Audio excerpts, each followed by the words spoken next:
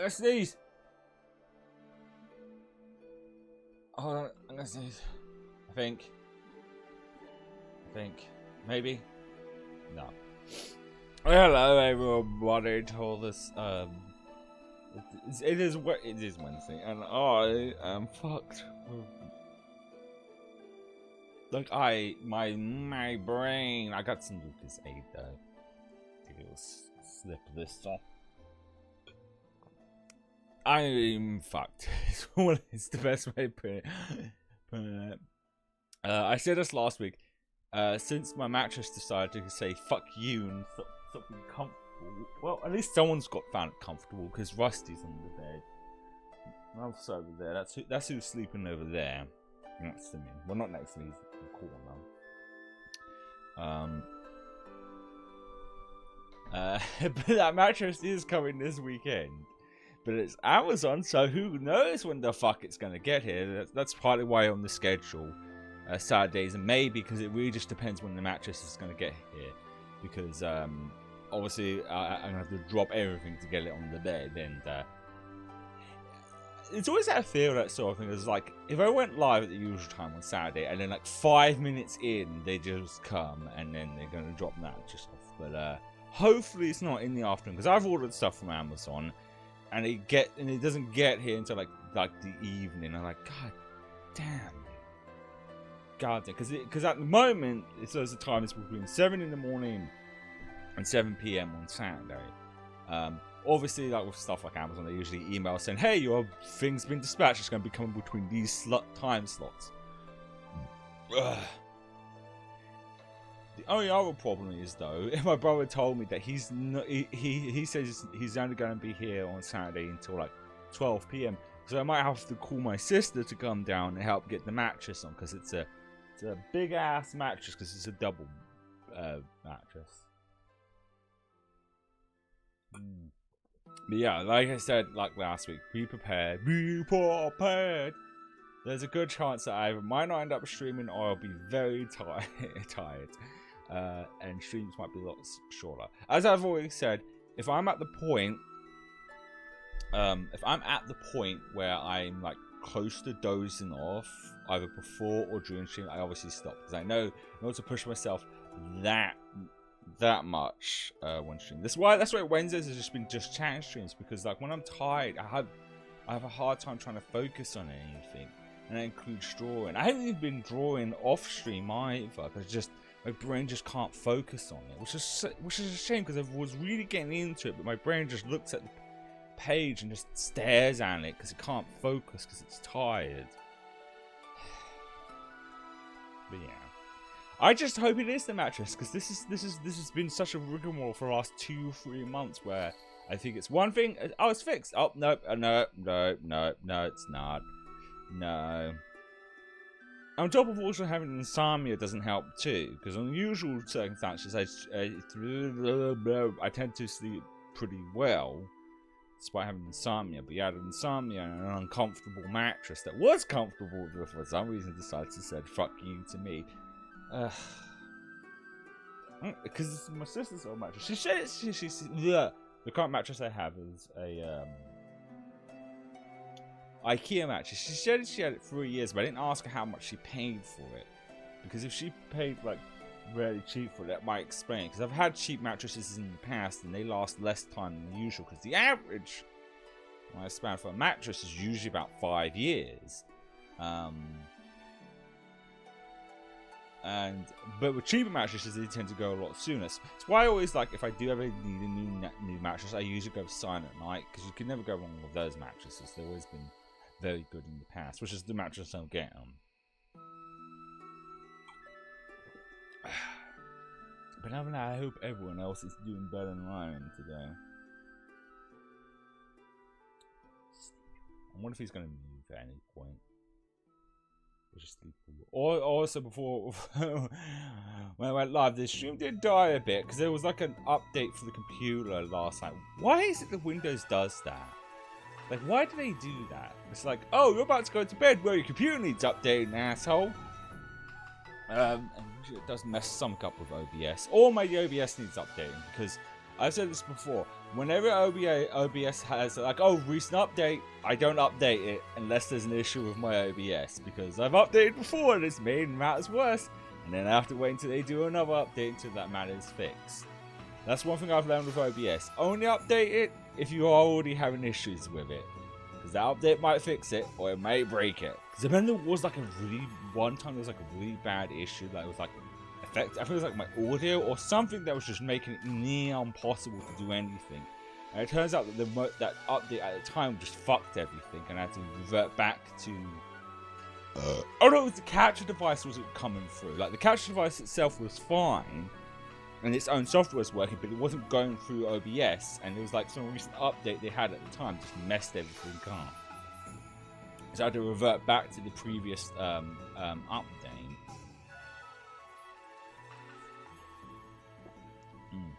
Oh, that's good shit.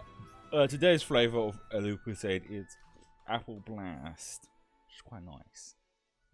I usually have Lucozade on this time, not just for the little energy pick up, but just in case to get sick.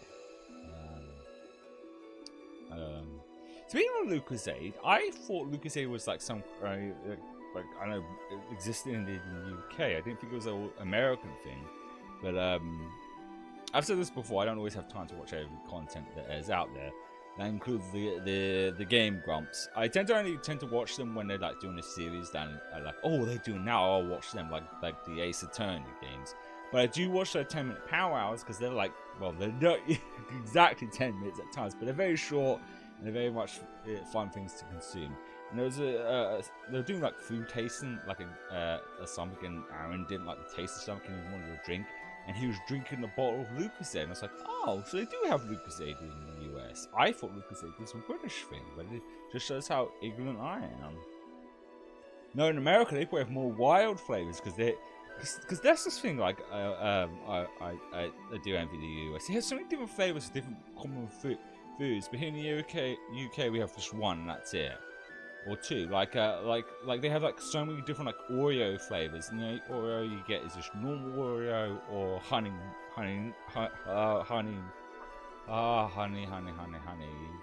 flavor here in the UK. And the same goes even with like Mountain Dew. The only Mountain Dew we have is just normal Mountain Dew. That's it. No other flavors whatsoever. Ugh. On the subject of also things, I recently decided to try the Lion Bar cereal. It was weird. I haven't had like Lion Bars in a long time, but I just fancied trying it still. The cereal itself is like, it's alright, but it turns the milk into like a chocolate caramel, like chocolatey taste. It's like kind of nice. It's not just being chocolate's caramel chocolate. And drink the milk. I still find it weird that some people don't drink the milk after they have their cereals. Like, if it's a flavor profile you don't like, then don't buy a cereal that doesn't give a good flavor profile. That's what I say when it comes to cereal. If I'm gonna have cereal and I'm gonna drink them, I get one that gives a good flavor profile. Not something that's just gonna make it taste bad, because it's waste of good milk. You drink the milk after they have the cereal.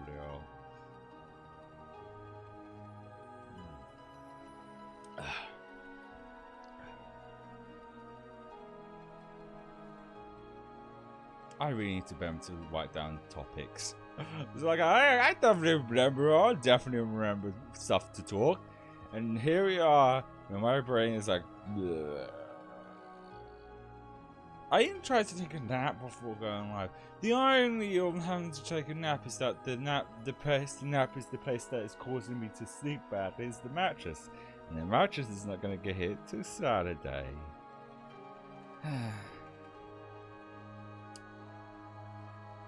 Do you know one thing I actually am doing off stream? Is like sometimes I would do platinum runs on stream, and sometimes I do them off stream, depending on how I feel. Because like I said, when it comes to what I want to do on stream, I always go with what I'm feeling in the mood to doing for that week. And so I decided to, I've been meaning to platinum it for a while, so I've been starting the platinum run for God of War Ragnarok, which I'm glad I did, because I looked at how long on average it takes to platinum it, and it's like 50 to, excuse me, 60 hours. I was like, yeah, I forgot to do it myself. And as you know in that game, when you get in the boat, Mimir always like has to like talk about different stuff. And there's one where he asks Kratos about different contests he's been in, and he says, and he goes, you fought princesses, thieves, and musicians, and after he said that, I was like, huh, and then the cogs in my brain slowly fit together, and I was like, oh, that is a reference to PlayStation. Oh god, it's such a mouthful. PlayStation All-Stars Battle Royale, which if people don't remember, back in 2012, Sony took their attempt at their own Smash game, and it kind of didn't do it very well because they didn't fully commit. I believe like the director of the game said that the thing they wanted to do right by the game was to, if they had a chance at a sequel, which they obviously haven't because it's been a decade since that game came out, is to make it more like Smash. And since we've been seeing in the last couple of years Smash clones starting to suddenly rise up, it proves it's right. Like there's the Nickelodeon one, which has had a sequel now. That is just Nickelodeon, but if it was Smash. But it also means in the God of War universe, that means PlayStation All-Stars Battle Royale is canon in the God of War universe. I know it's meant to be a reference, but the fact that he points out that it's something he did, and it's not like a little Easter egg in the background or something, that just means that they're canon or something. That's a weird thing to think about. I like to say I'd hope they would do another PlayStation All-Stars, but they're not. I mean, they'd have to drop the Battle Royale title if they did, though, because Battle Royale has a different meaning nowadays. But I doubt they ever will. It would be cool, though. Like, if they just went more Smash, and even gave, like, a stylistic art style, like, to it as well. Because since then, now, they have, like, tons of their own IPs they could delve into to put in. Because I think when PlayStation All-Stars did come out, a lot of people were sad that Crash Bandicoot and Spyro went in, which were Sony IPs, but not anymore because they're Activision, which now they're Xbox. That's some good shit. But yeah,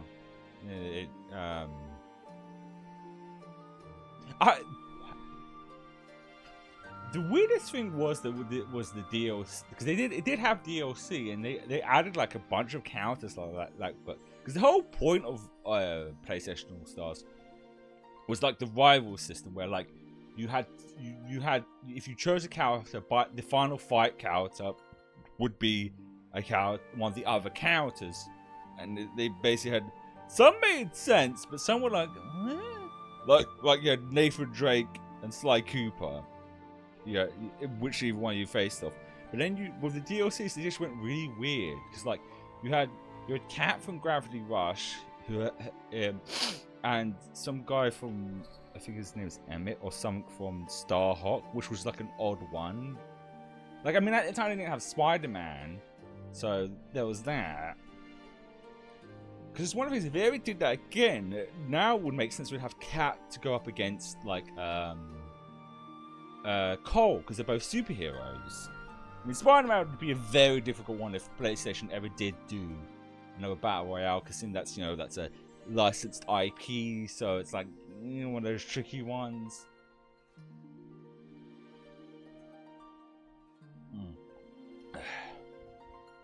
And then the other DLC was Isaac Clarke from Dead Space, and then Zeus from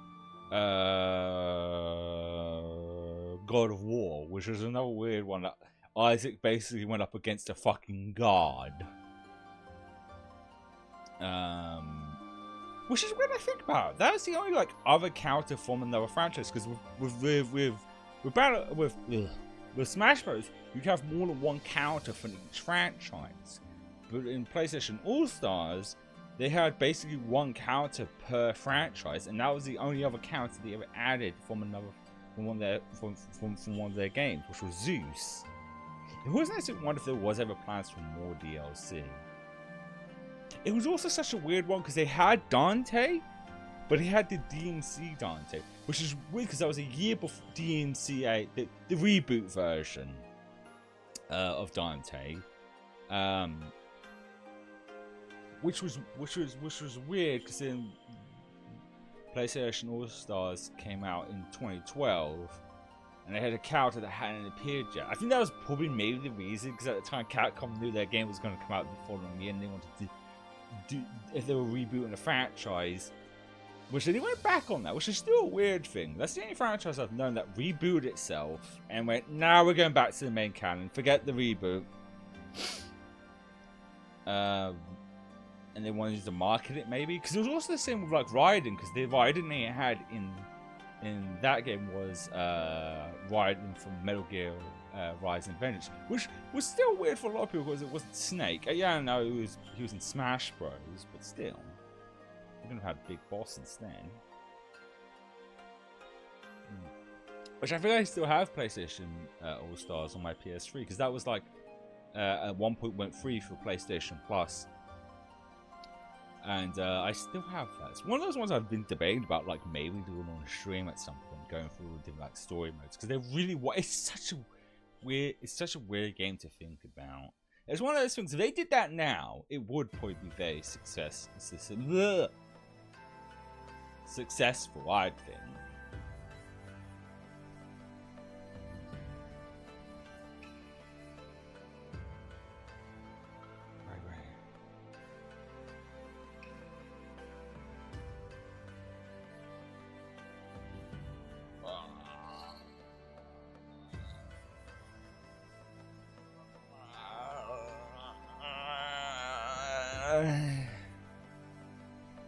Trying to squeeze out 4. But I do love a good just chat stream. I'm just chilling and chat.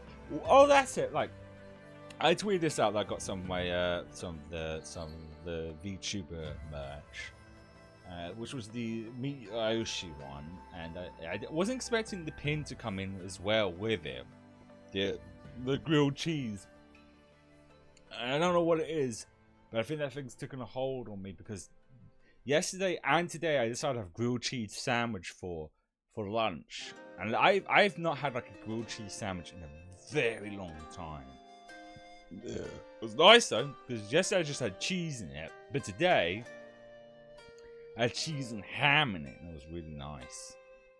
Now I'm thinking about putting some cucumber in it. I don't know. Would that be a good combination? Well, I'll find out tomorrow, won't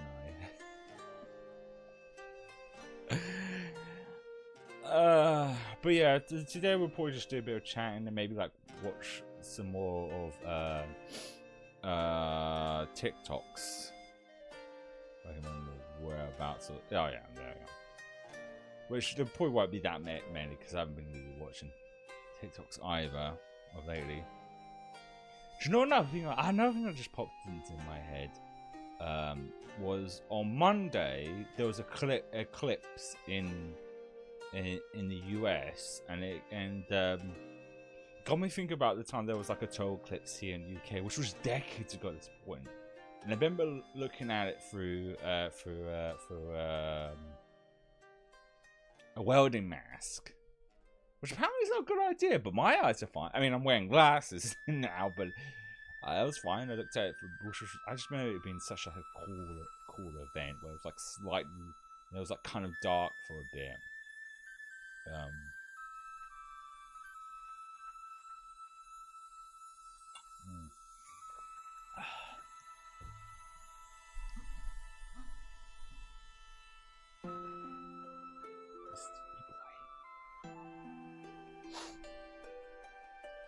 Sleepy girl. 2 cats in the room today.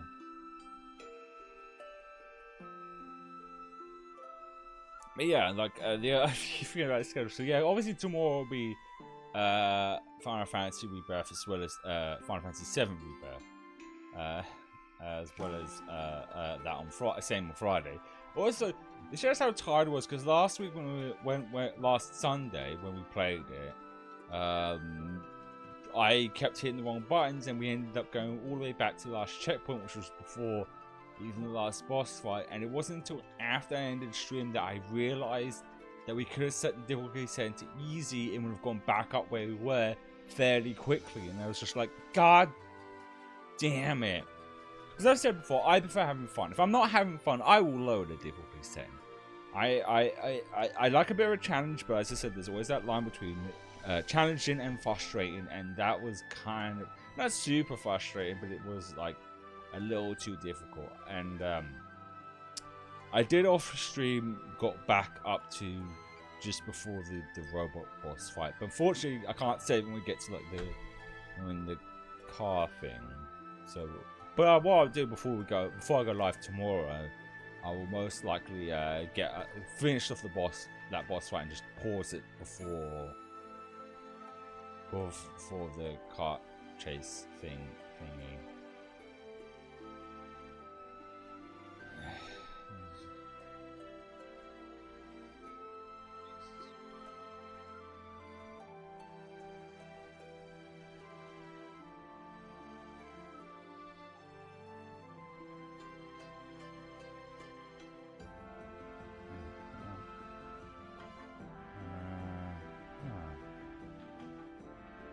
Interesting band.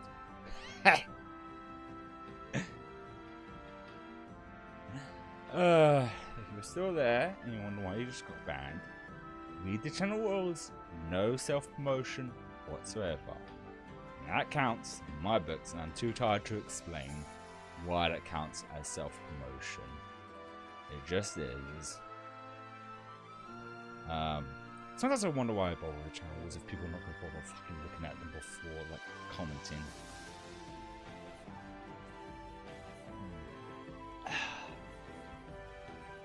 I'm still wondering if this stuff is going to wake me up at all. It's swigging on it like it's. So I thought one of the cats moved for a second. Look, I finished these.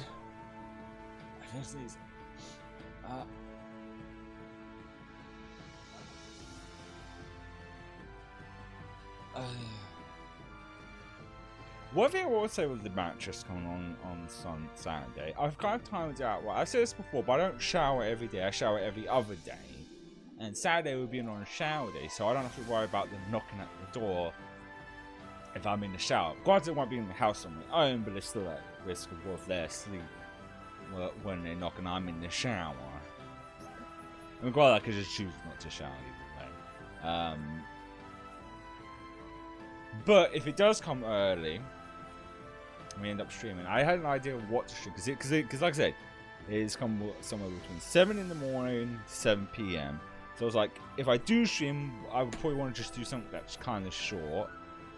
And I realized there was the Stellar Blade demo because I've been interested in playing it because apparently it's been very compared to Nier Automata, which I really enjoyed Nier Automata. I can't say things properly.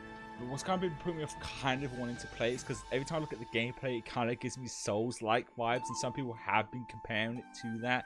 And as I said before, I'm not a Souls fan. I don't like games that are unbearably, punishingly difficult. But because there's a demo, I'm like, well, I can try the demo, and if I do like it, the save data carries over to the main game, which I think is cool. I love when demos do that. Because I think if they did that from like the get-go back in the PS3 game era, people would have played demos more often than would have played games. Because one of the other reasons, sometimes even if there is a demo, is like you do want to have to like, play that same section again. Some wouldn't be like the start of the game, though. Some might be like further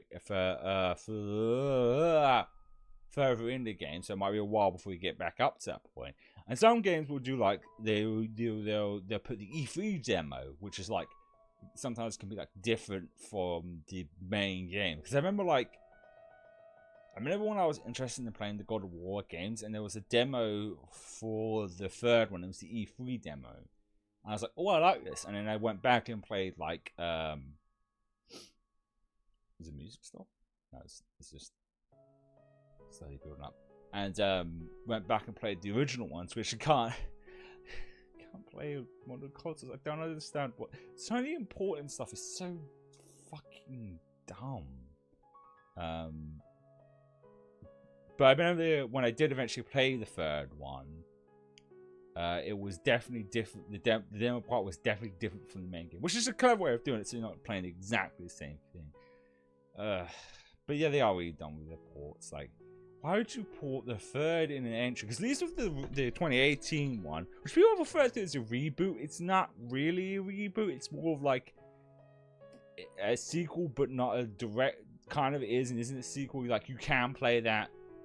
I've ever played the previous games, except for maybe the most recent one, especially with the Valhalla DLC. So those games aren't long. If you played those games on easy, you'd get through them in like at least the first 3 God of War games. Like, I'd say like 15 hours tops, maybe a little over that, which is wild to think about. But no, you got the third one on which I think, now that I think about it, I think that was also part of PlayStation Plus, and I was just like, I'll just grab it. Because I don't know if I have it also, because I swear the first 2 were on the PS3. The problem is I can't check my digital library on PC. At least the PS3, it only goes back as far as PS4. So if I wanted to know, if I had the specific games on there, I would have to plug in my PS3, which I might have to do at some point.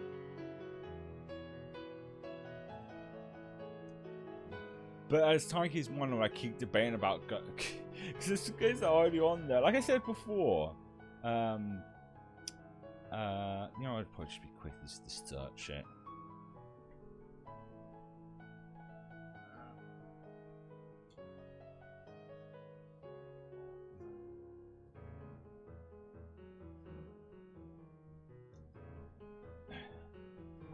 Search God of War.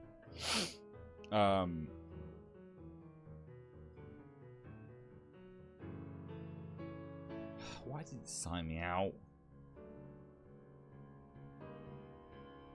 I'm gonna say this before because that was a couple of while ago. I was checking the store and for some reason they have Resistance Retribution, which was the PSP Resistance game, available to purchase. Like, as purchase, you can buy it and play it on the PS5 or 4.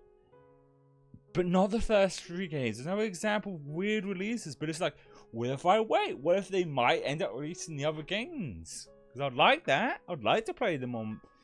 Yes, I thought so. I do have God of War 3. God of War 3 Remastered.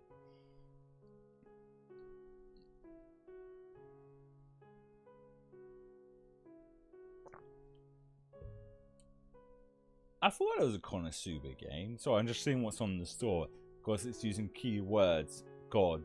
Because I remember the full title Konosuba is Konosuba. Oh, it says Konosuba Gods Bless on This Wonderful World, which is a bit of a mouthful.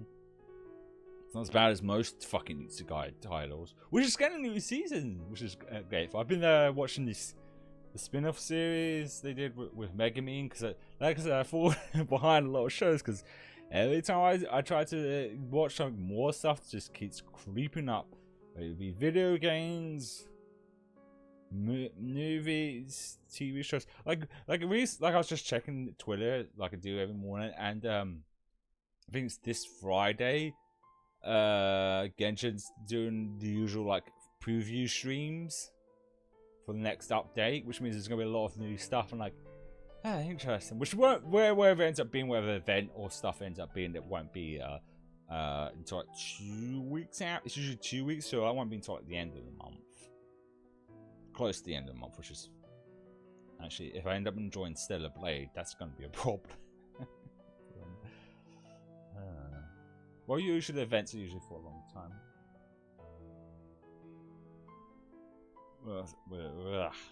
I wish there was a way of like checking my game. I get why they don't have it on their site, because why display something that? Because the point is not just having your downloads available to see on the store, so you can download them directly from the PC to the computer. Yeah. But at some point we might end up playing Resistance Retribution, because I never played it, because I said this before, I never had a PSP, and it could be, it's the only, well, outside the Vita one, which was not reviewed really well, which is kind of a shame. The last, like, Resistance game was a badly reviewed Vita game.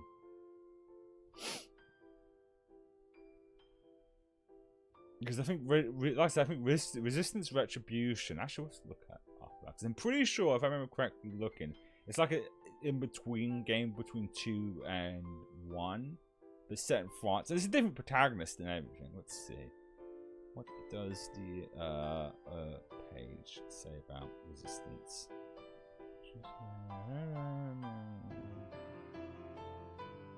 Oh, it's made by Ben Studios. Interesting. Released in 2009, so this would have been out after Resistance 2. Interesting.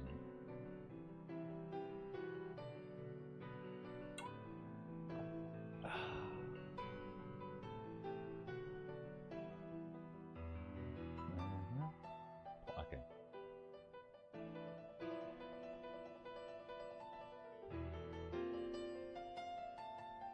This is set 2 months after the first one, but I think it's one of those games that goes between that and then ends just the start of like around 2.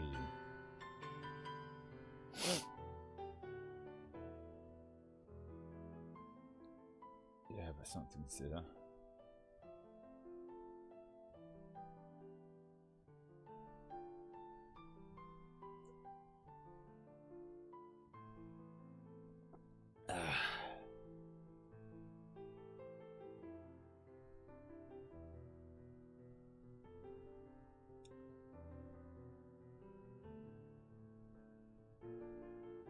My brain.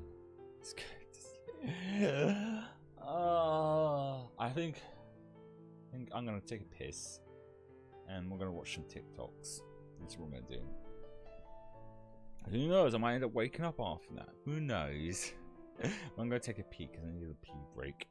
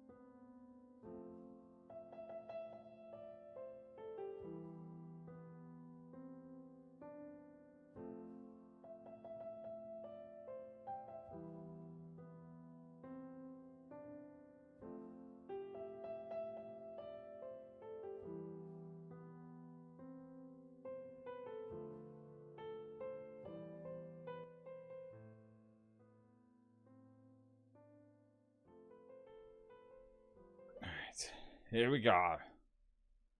My brain. Watching him come into TikToks and see how I feel. If I start, so once I get to a point where I can feel myself falling asleep, that's when it's a good time for me to stop. But we'll see how I go. It's probably gonna end up being a very short stream today. But I think I definitely remember this being the last TikTok song. The Bluetooth device is connected successfully. The Bluetooth device It's so is stupid. connected I successfully. should also clarify for anyone who's probably new. Most of the TikToks end up liking either funny or, in this case, stupid funny, interesting or cute. Because a lot of these I think I liked a long time ago, so it's hard to remember which is which. So we'll see how how weird shit ends up getting. Except the side quest. I don't know why I like this. It just says accept the side quest. He didn't want to do it, it seems.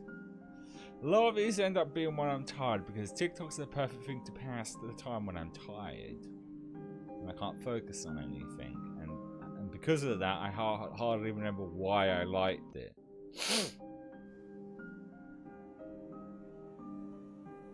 The crazy story of Petite Dragon in Yu-Gi-Oh! Originally, Petite Dragon was just a small, weak little creature who fought alongside other weak creatures called the Normal in reference to them all being normal monsters. And surprise, surprise, they didn't win many fights. But they did never give up, a trait that Petite Dragon would continue. At some point, Petite Dragon developed a bond with Win the Wind Charmer.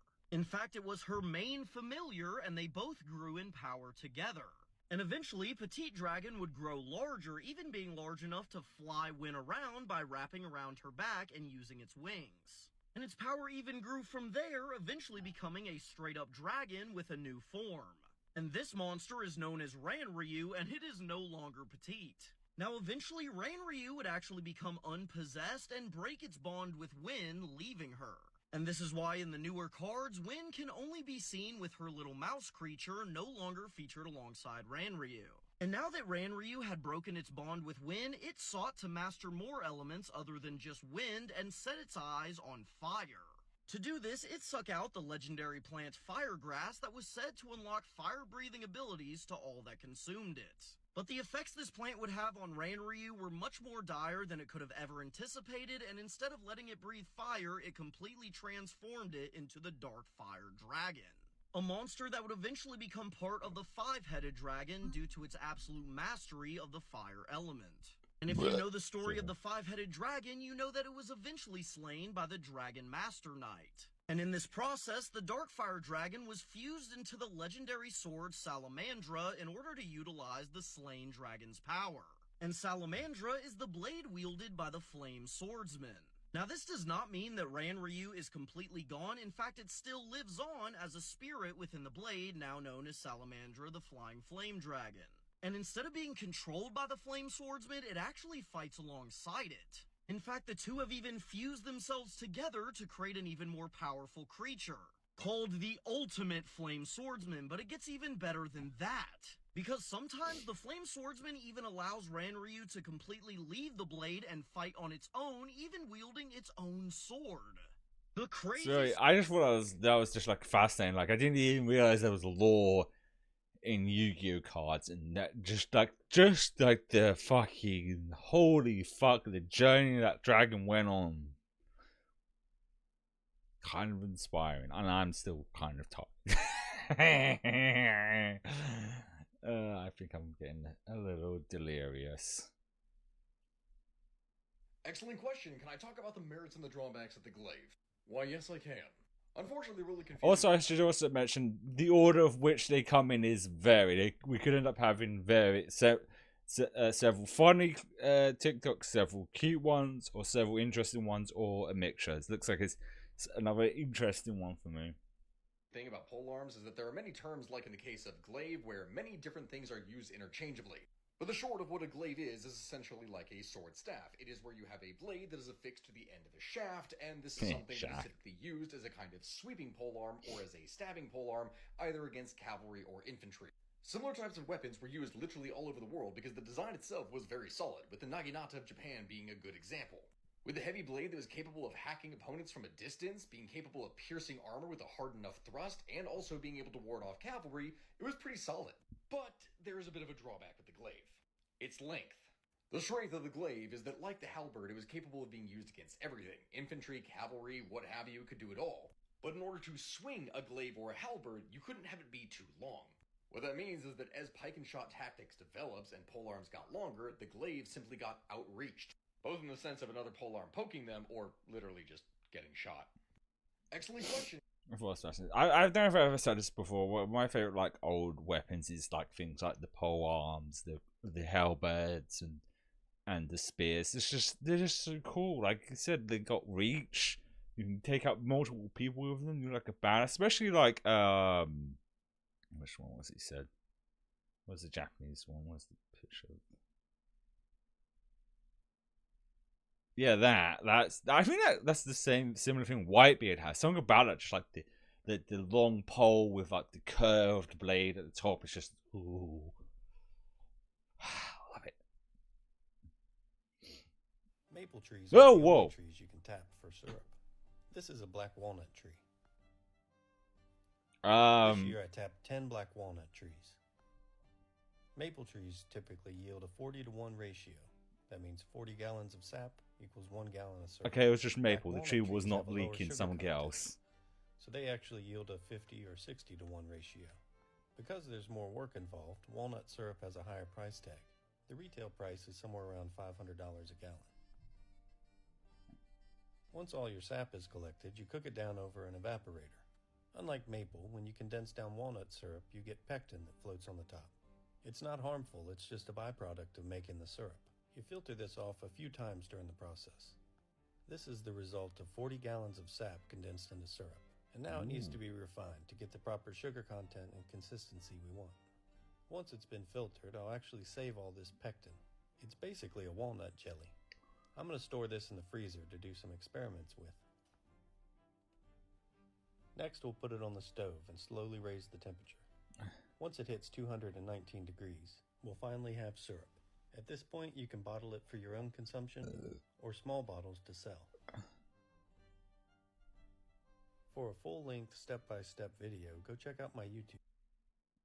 I'm trying to remember why I like this now, but it was the comments. You say like, I miss him.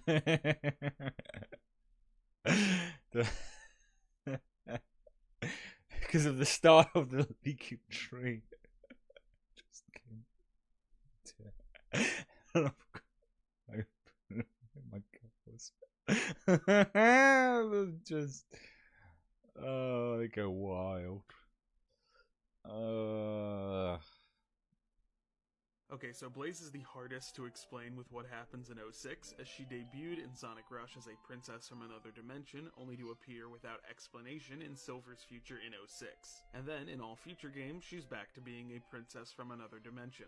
So what happened? Some people assume that the Blaze in 06 and the Blaze in the rest of the series are different characters, but no, she's never been treated that way, and the leaked 06 script still refers to her as coming from another dimension. At the 2012 Sega event Sonic Boom, Takashi Iizuka answered this question, stating that Blaze is from another dimension, and his explanation for 06 was that, quote, everyone had amnesia. This is contradicted by what was said by Shiro Maekawa, who was behind 06's story, who stated he specifically included Blaze to give it a greater connection to Sonic Rush, which I assume is why Silver's story ends with her getting sealed in another dimension. Unfortunately, this only ended up contradicting the stated element of Blaze's backstory that she's native to the Soul Dimension, but I can see what the thought process was. Now, according to a 2011 forum post from Ian Flynn, currently Blaze and Silver did not meet as of this timeline until the events of Sonic Colors DS. It's pretty messy, but you can kinda see the shape of what they were going for. Okay, so Blaze is the hardest I can to see it still explain with working what that happens way. in 06. Like that Sonic Boom, Sonic 06 is definitely when they first meet her, but spoilers for how that game ends. They kind of rewrite time altogether, so none of the entire game happens. Ergo, Silver's future never happens. Ergo, Blaze probably still gets somehow sealed into another dimension, but because they rewrite time, Sonic doesn't remember her. But then again, if this is after Sonic Rush, Sonic should still know her in 06.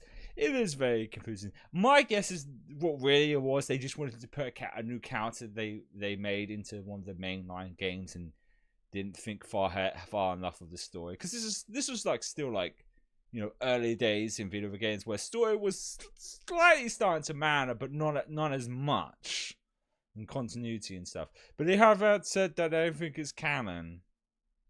Like the official Sonic Twitter tweeted that everything is canon. That includes Sonic Boom. God, the track. My hand's up there. Hello. I think I'm starting to wake up, weirdly enough. Maybe. Let's pack Dennis's order. 1 kilogram mini eggs, 1 kilogram mini eggs, 1 kilogram mini eggs, 1 kilogram mini eggs, 1 kilogram mini eggs, 1 kilogram mini eggs, 1 kilogram mini eggs, 1 kilogram mini eggs, 1 kilogram mini eggs, 1 kilogram mini eggs, 1 kilogram mini eggs, 1 kilogram mini eggs, 1 kilogram mini eggs, 1 kilogram mini eggs, 1 kilogram mini eggs, 3 orange mini eggs, 3 mini eggs bars. Coffee Crisp hide me eggs. Kit Kat hide me eggs. Arrow hide me eggs. Rolo hide me eggs. Smarties hide me eggs. 3 mini eggs Terry's chalk oranges.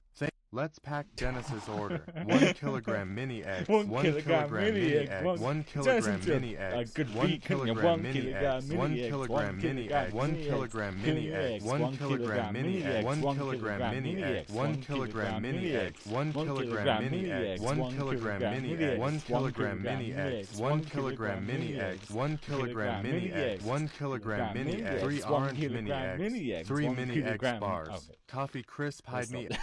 When I said I always liked when my tired ass brain and then I forget that I liked it and I don't know why, because just of that random 1 kilogram milli eggs, 1 kilogram milli eggs. Can we just take a minute to look and admire how freaking amazing this piece of meat looks? Like, these are pixels. Funny enough, those aren't pixels. That's actually real meat. The Dragon's Dogma 2 game director actually confirmed that the meat you cook in-game is actually real meat. They found that going out and buying steak and cooking it up themselves and then simply filming the process was cheaper than animating meat. So that's what they went with. There's actually some awesome workaround tricks from your favorite video games where the dev team simply worked smarter so they didn't have to work harder. In Fallout 3, when you use the metro system to travel on the train, instead of creating a functioning train, they simply turned the train into a wearable clothing piece. So the game equips a train hat on your character when it goes into first person mode, and then they increase the character player's run speed to like 500%, so it's literally just you running at Barry Allen speeds with a giant train hat on. In Fable 2, one of the devs revealed on Twitter that they lacked the proper animations for your in-game dog to turn on the spot, so sometimes the doggy AI would get stuck running in a small circle trying to get to a goal it can't ever reach. The game devs eventually gave up trying to fix it because, well, dogs do that.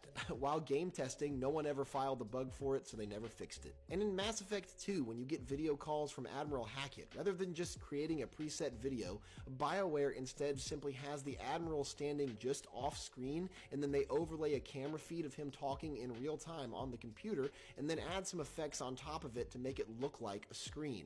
This is actually a fairly common trick used in various different video games such as Half-Life 2, Resident Evil 4, and The Outer Worlds. What are some other smarter, not harder video game workaround tricks that you know of? Let me know in the comments and follow me for more gaming stuff just like this. Where some people thought that was like a detailed like render, but it was actually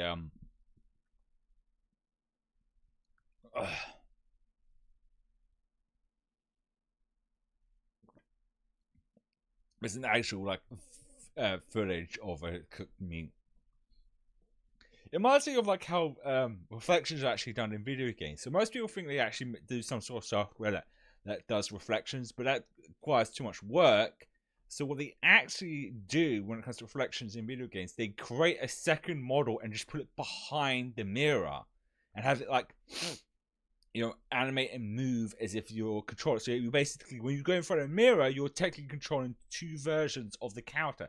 And they add obviously like an effect over it to make it look like it's a mirror. That's how it's done. That's also why most games don't have mirrors that work, because even though it's a certain way of doing that, it's still a lot harder, especially if you're, I know, like an open world game or something, and you've got so many other stuff, and trying to make a mirror that works properly can be a bit, taxing. But I thought that was like kind of an interesting thing. But on the subject of games being too expensive, I've seen somewhere like the reason we might be getting a lot of like live action movies or TV shows instead of actual more games or a franchise is because apparently it's going to a point where game development is so expensive, it's actually much cheaper to make a movie or something than actually make a new game, especially if it's a franchise. You don't know if anyone's going to want another game of it. It's partly why most people think there's a Gravity Rush live action movie, because they feel it would be more cost effectively to do a movie than do a third entry. Still worried about that film, the Gravity Rush film. But hopefully that sorry, very gassy. But hopefully that comes together at some point. Oh, excuse me. Who are we going to see today? See my friend. Hello. It's so orange. And hello, Ralph. Hello, my friend. Ralph has the coolest branches. See you soon. Let's go over there. Look at this bush. It has beautiful flowers. Oh, it smells amazing. Sniff, sniff. Baby tree. And a puddle. Splash. Go for a run. Your leaves will be here soon. This is not where your dog poop belongs. Prime opportunity. Hello, son. Spiky, listen. Fluffy ones. They feel like cotton. Oh, Winifred. Sisters! Have a nice day. Look at that blue sky. Smell like perfume. Into the woods. Woo. See what we can find. Couldn't start without moss. Look at the shape of this one. Yeet.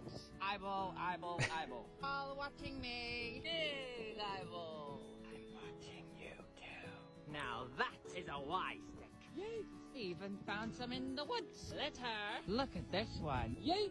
More litter. I'm just here to remind you that I love you. Does anybody see that pile of sticks? Go.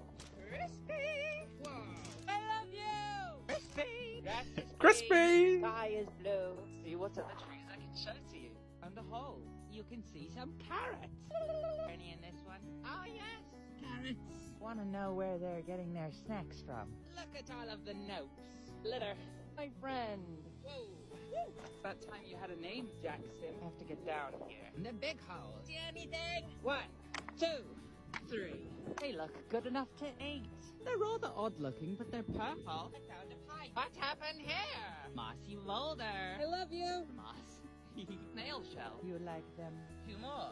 Simply cannot ignore a stick. Yeet. I send this one to space. Yeet.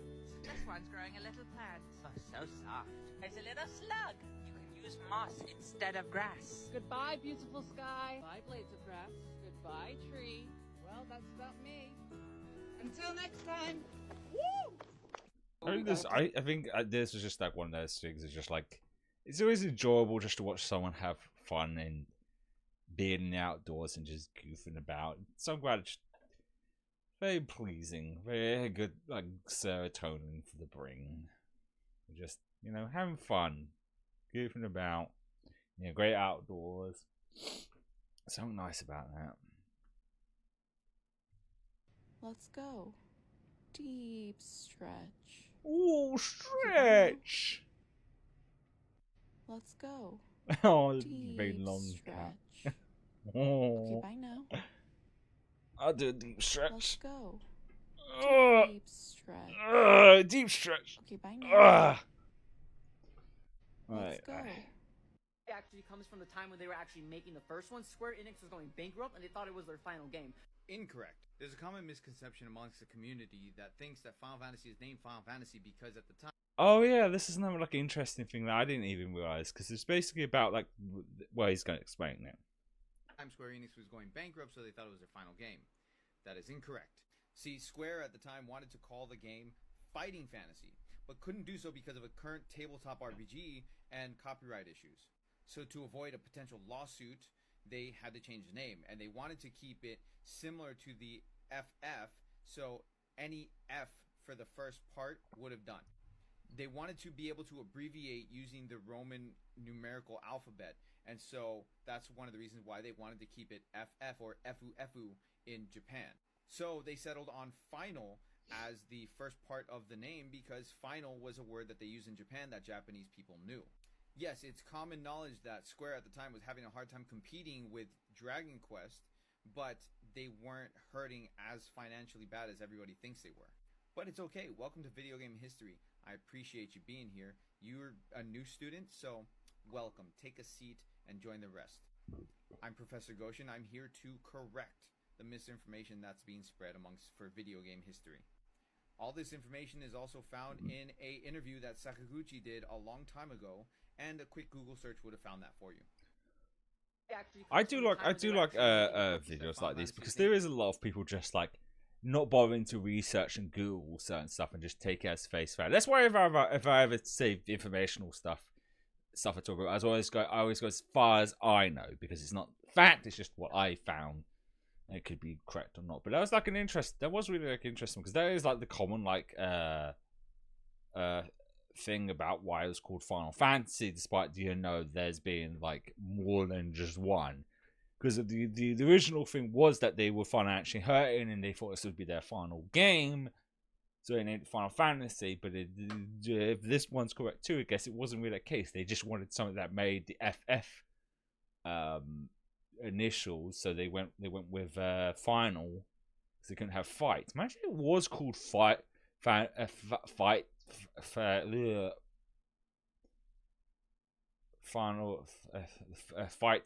was it Fancy Fight, whatever it was. That wouldn't work even nowadays because that make it sound like it's a fighting game, which I think there has actually been fighting game spin-offs of Final Fantasy games. I think there was one that came out like a couple of years ago, I think.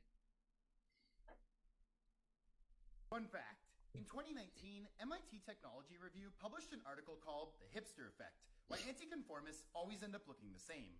The article discussed research by Professor Jonathan Touboul, who had created a computer model simulating the behaviors of societal conformists and non-conformists to explain why people who reject mainstream fashion all end up looking the same. After the article was published, MIT received a very angry email from a man who claimed he was the one in the photo they had used when they published the article, and he hadn't given his consent for his photo to be used, and he was going to sue the website. MIT got in touch with Getty Images, where they had gotten the photo from, and checked the model release, and the model in the photo was not the angry man who had emailed them. MIT emailed the angry man back telling him he was not the man in the photo, and he replied saying, "I stand corrected, even though I and multiple family members thought it was a mildly photoshopped picture of me. I even have a very similar hat and shirt." The best part about this being, the angry man had proven Professor Touboul's research to be completely true. All hipsters look so much alike they can't even tell themselves apart. Fun fact. I thought that was just really interesting, like a coincidence that someone basically made a piece about hipsters always looking the same. And a guy thought the photo that they used was him. It turns out it wasn't him. So it's like they just basically, by happenstance, proved the theory to be correct. Again, I can feel my brain going. I think we've only got like a couple of TikToks. So they haven't liked that many. So I think we'll get through them and I might call it for today. I'm glad you brought up strip clubs because nothing taught me more about the differences between men and women's sexual intrigue than going to a strip club for men and a strip club for women. The first thing you'll notice is that for women, it's an inherently social experience. There's big tables with big groups of women hooting and hollering. Men come onto stage in a group with coordinated outfits doing coordinated dance moves. While it's risque, it's very social. Like if I saw my in-laws there, I wouldn't feel that weird. A strip club geared towards male patrons has a totally different vibe. I don't know about that. I don't know. If I was a woman and I was in the male strip club, I don't think I'd want to see my in-laws or any of my family members in a strip club, regardless of if it's men stripping or women stripping. But this was like another like interesting different contrast between the two. It's very quiet. There's music, but there's not a lot of voices. There's one woman front and center dancing alone on stage to an individualized routine. A lot of men are sitting there alone, silently, kind of nodding to get a woman's attention. If I saw someone I knew there, I would have felt super uncomfortable. One of the first things I noticed going to the men's strip club is like, I was expecting these like top tier model level of women, and they were kind of just regular ladies. Like I remember walking in and thinking, wait, I'm hotter than that girl. But I wasn't. She was hotter than me. All the men were staring at her because she was the one confidently getting into crazy angles and showing off all of the visuals of her body. This was the experience that taught me that men aren't that picky when it comes to boobs. Their favorite boobs are the boobs they can see, and their super favorite boobs are the ones they can touch. Quit feeling bad about your bodies, ladies. You're fine. You're freaking fine. Now, in the men's strip club, She's not wrong. Like boobies are boobies. Big, small boobies are boobies, and they're nice. And I'm never getting sleepy and kind of drowsy. Like I said, I've only got like I think a couple of TikToks, but I said there was just like an interesting like contrast between the difference in the two. I think it's just like it makes sense because everyone has like most people's tastes are different in aspects of sexual stuff. Notice like a slight theme of an individual woman's outfit, but by and large the theme is just naked lady. But for women, the men have multiple outfit changes and they have well curated themes, right? Like they were firemen and then they were construction workers and then they were pilots. 3-piece suits that ripped away with cute little bow ties. Then they all came out in jungle themed. At the men's strip club, the only outfit change was women getting more naked. But the men regularly put more clothes on to give a different vibe or socially interactive qualities, might I say. At the Actually, the interesting fact of why the difference is because men are always like shirtless all the time, so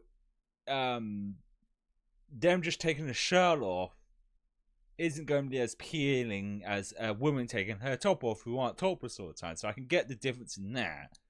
Like, if you wanted to see a man's naked chest, you could go to a beach and see that just fine or anywhere else. Why have that in a club? So it makes sense to have it more flavorful for like the male strippers. I'd say if you do want like more like choreographing, stripping, and more like a show to it, burlesque is a thing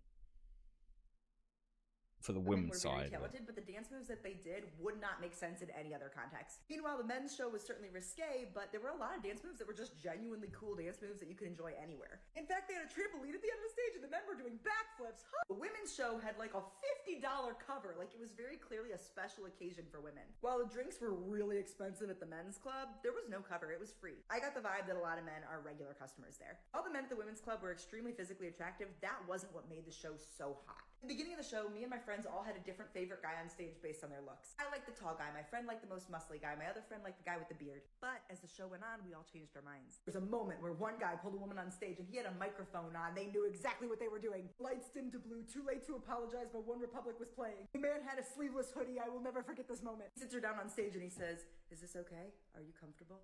And she's like, he shakes her hand and introduces himself and says, "Let me know if you feel uncomfortable. Let me know if you need anything." And then he's like, "Keep your eyes on me. Stay focused on me." And then he dances on her, but without taking any clothes off. He does like lots of like sensual touches. For the rest of the show, all the women around us agreed that he was the hottest guy, even though he wasn't any of Is it weird if like if a woman did that to me, I'd actually kind of prefer that. Like she just described the guy doing to the woman. I don't know. The idea of a woman like, you know, being very polite and nice and asking if I'm comfortable or stuff and stroking my hair. I'm very tired. I think actually after this we might stop. In the beginning, my friend was actually wearing this like swimsuit dress thing because we were in Vegas, and she leaned over to me and she's like, "I'm glad I wore my bathing suit." Basically, yes, there are strip clubs for both men and women, but the vibe is very different at both. Oh, I forgot to say, the best part of going to the men's club was the bathroom. All of the lovely feminine energy of a bar bathroom, just with a lot more nudity. A woman came out of a stall in nothing but a thong and was like, "Excuse me, do you have any concealer?" And I was like, "Yeah, here you go, great routine." I'm glad you brought up strip clubs. Actually, how many do we have left? Because I felt like what happened there? No, I didn't. Bollocks. What was that? Where was the strip club? That was that one. Actually, there's a lot more. Oh wait, here's something that's kind of topical. Well, was topical when wait, we'll do these last two ones and it'll definitely be it because these are like so topical. It's been like 2 weeks since this was announced, but really good. Is anybody else having a mental crisis over this? Is anybody else having a mental infinite crisis over this? Dude, if Ah. this were a DC game, you guys would have loved that joke. How could anybody have predicted that this game would look significantly better than real Overwatch? Did anybody predict thick Galact ass to show up at the end either? Because I certainly did not. But it just looks so good. The art style is incredible. There's a ton of environmental destructibility. The characters all look super varied and unique. And there's like a ton of them in the starting roster. I'm also thoroughly impressed with the fact that the developers seemingly aren't limiting themselves with who should and shouldn't be in this game. Like, even though this is technically a third-person shooter, this isn't a game exclusively comprised of ranged heroes. Characters like Spider-Man, the Hulk, Black Panther, and Magic all get to be in this game and stay melee-based heroes. You know, like, it's not like the Hulk is running around with an AK-47 or something. I also like how creative everyone's abilities look. Like how Loki can summon a clone and teleport to it, and then turn into one of his enemies and use all of their powers, including their ultimate. It looks sick, and if the monetization is reasonable, the game is fun, and it receives frequent updates, I can easily see this devouring Overwatch's player base. How does Marvel Overwatch look really good? This is just like this pure brain. It does look really good. Like, it actually looks like a fun. Because I haven't touched. When Overwatch 2 came out, I didn't really touch it. I mean, I paid for a bit of it and just kind of lost interest. Like, they didn't do really much. Like, because I'd already lost interest in base Overwatch to begin with. Don't get it, it's a fun game, but I've said this enough times with multiplayer games. There's only so many times you can play a game and die over and over again before it gets kind of boring. This for me personally. The thing is with a lot of online multiplayer games, they're the best made fun with friends when you don't have any friends. Not fun. But some of that has, you know, like, it's a hero shooter with, you know, superheroes that sounds like a cool thing. I think there was like some leaked photos of the roster where there was actually going to have Magneto. So that means there's a good possibility that they could end up having X-Men characters. Like, you'd have Wolverine probably in there. Maybe even Cyclops, because the Beam Fire. That it does look like something that could be really cool. It's like I said, if the monetization is very good, this could easily be like a could end up, because like the problem a lot of people have with Overwatch 2 is how it's just more Overwatch, which and like I said, a lot of people like myself kind of got bored of Overwatch, and Overwatch 2 wasn't any different. And this looks much more different, and if it does end up being different, it could end up doing that. And that's always the key with those lots of these games, because if this is a free-to-play game, if they do the monetization, I think if they don't do what Overwatch 2 did, basically, you know, locking heroes behind the battle pass, and just have like skins, because so many superheroes only have so many alternate versions and stuff, so you could have so many alternate skins, and have that be the microtransactions, and then leave the rest as is. They could make tons of money, because lots of games make tons of money on skins alone. I mean, look at fucking Fortnite. Yeah, Fortnite. I mean, anyone who anytime you hear that Fortnite, you can't help think of like Willem Dafoe. I think it's from a movie called Lighthouse, where he just goes Fortnite, and I think when he's referring to a fortnight, he means fortnight is like 2 weeks is a fortnight or something. I think there's one more about it, because it's about the female Galactus. So because that happened like after this is just like, oh, that was fascinating. So that's who this female Galactus is, which I think is what the next video is about. Like I said, I've never read. I don't have time to read all the comics and videos. Anime Girl Galactus is back in the Marvel multiverse after 13 years. I'm sure. And I don't always have time to read all the comics, and videos like these are really cool. You know, breaking down the lore and stuff of them for someone like me. A lot of you are wondering what all this is about, and I'm here to deliver that explanation. Marvel decisions rarely surprise me anymore. This caught me off guard.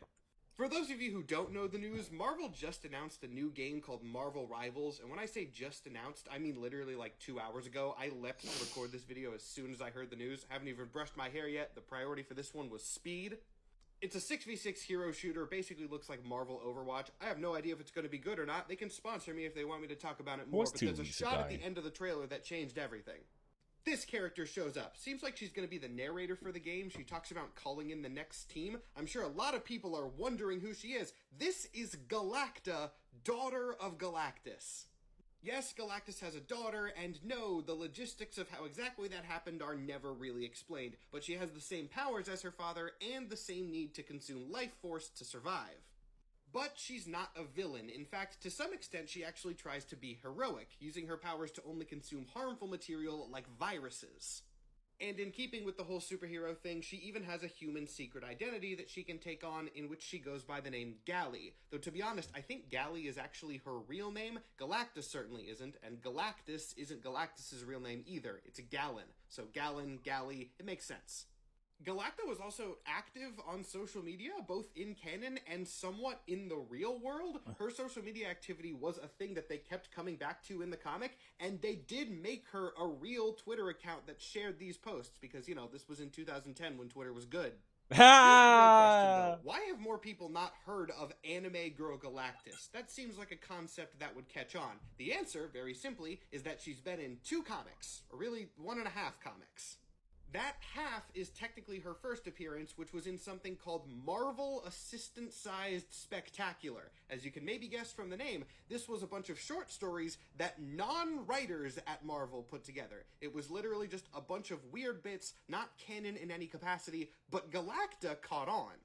Or caught on for one more issue, at least. A year after Assistant Size Spectacular, in 2010, the one-shot Galacta, Daughter of Galactus came out. This comic was purely a bit. I personally never thought they were ever going to bring this character back in any capacity.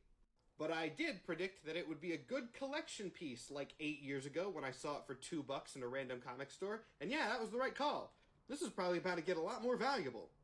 Since creating Galacta, Marvel has essentially pretended that she doesn't exist for over a decade, until today, I guess. Since this comic, she has had 1 cameo appearance so brief that it's not even counted as a full appearance on her wiki page. And then out of nowhere, this. I don't know where they're going with this exactly, but they're going somewhere with Galacta. And man, that's so much more than I ever expected. You have my attention, Marvel. Not that that's new for me, but you have my attention more than usual. So that's just like a fascinating thing where they announced that, wow. Because even I was curious about the female Galactus, but apparently he had a daughter. They tried something with him and they bring him back. I am curious to know why they're going to be putting this game. My theory is sex sells. That's basically it. Because one thing that made Overwatch very popular was the porn of it.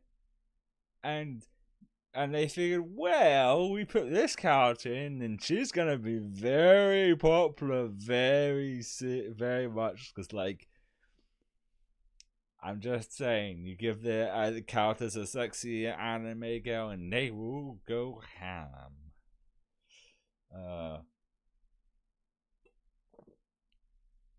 But it's gonna be interesting to see how much of that, because it's always that case. It could be like female, because like you know a weird example of female characters suddenly getting weirdly popular when they put in something. Well, this is something completely new, so not necessarily something that's big. But the minute they put, well, not the minute, when Smash Wii U and 3DS came out, and they put the Wii Fit trainer. Let's just say after that there was a lot of art of her afterwards. It's kind of the best example I can think of. Like a character that, I think by that point, Wii Fit was like, cause that would have been 2014, the Smash Wii U, and Wii Fit came out in 2009. So that was like 3 years after the fact. But that was 13 years ago with that. So it's I'm at least interested in Marvel's rivals. But what's with them all having Marvel at the start of their name? Because they're all like Marvel's Spider-Man, Marvel's Avengers. Like, we know it's Marvel stuff. Or that's other subjects of Marvel stuff. I think it was maybe the same week as this. They announced a game that looks really good. They haven't shown any gameplay yet. It's been written by Amy Hennig, who wrote the Uncharted game, so it's going to be pretty damn good. But the name is just so dumb. It's Marvel's 1949 Rise of Hydra, I think its full title is, which is such a mouthful. You could have just called it Rise of Hydra or something better than a number as well. I don't know, because that's just such a, like, I don't know, that's not, doesn't have, because Marvel's Rivals has a great catch to it, but Marvel's 1949, I mean, you could have called it Marvel 49 or something. And that would have been an easy hint that was during World War II or something. Anyway, I think that there's still quite, but there isn't that many. But I can feel it. I can feel it coming in the air tonight. Oh Lord, I can feel it. I don't know the rest of the song is, but I'm tired. I can feel my brain, like, I'm at that point where I can feel myself, like, actually dozing off. Hopefully, touch wood, when that mattress comes this Saturday, I'll start sleeping a lot better. It won't be as tired, we can actually do, like, a proper full stream.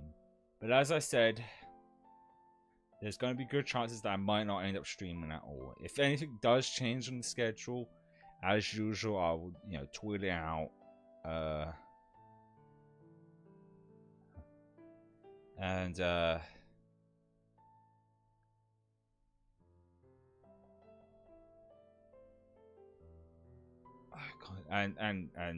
put in a Discord server if anything changes.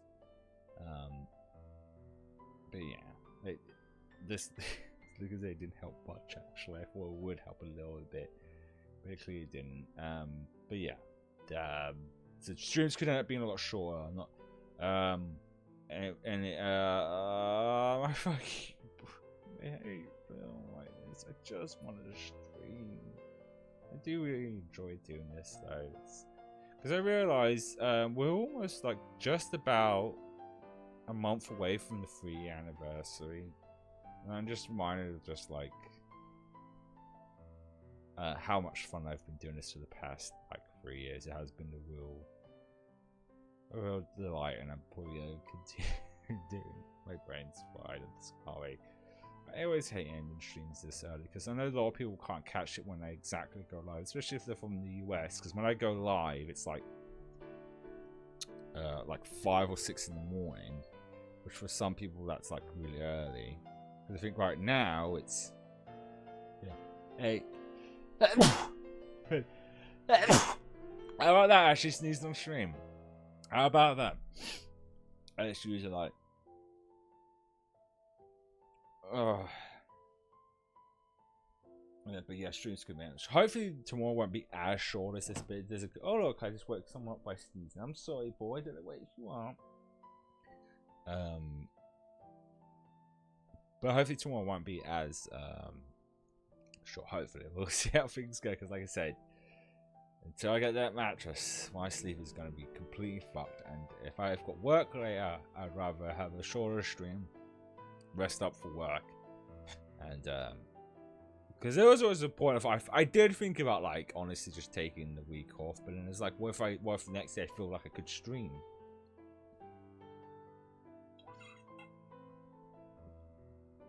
But as usual, I appreciate everyone who stopped by.